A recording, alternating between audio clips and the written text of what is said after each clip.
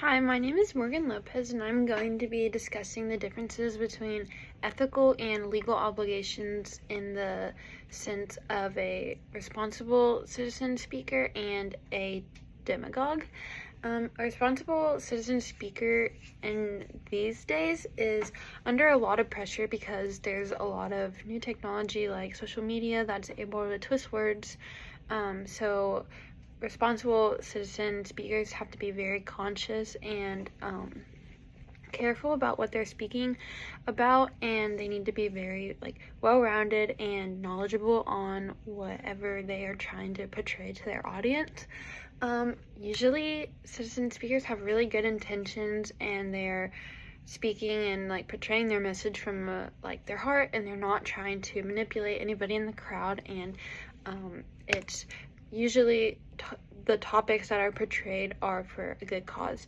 And where on the other hand, where a demagogue is kind of the opposite, is kind of uses emotion rather than reasoning. They're very manipulative and try to invoke emotion from the crowd to kind of get them to sway one way or another.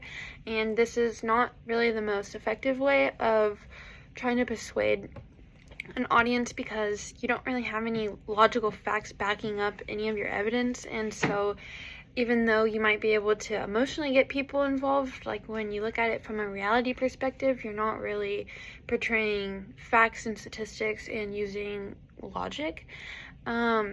Ethical obligations are usually from the person speaking's moral code. What they think is right and wrong is what's going to be the framework for this. So lying and spreading false information and just kind of being a manipulator would go against the ethical obligations of a citizen speaker, whereas legal obligations is more of the law framework, and where there's actual written law codes preventing speakers from doing things like plagiarism, fake statistics, false advertising, and also defamation of character, and all the things that can actually get somebody in trouble, rather than where an ethical obligation is more of just kind of being portrayed by your audience in a negative way.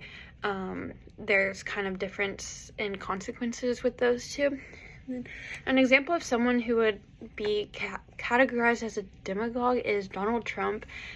He is very well known for rallying his supporters and getting them really hyped up and amped up, but he doesn't always have the right facts and statistics to back up what he's trying to portray to his audience.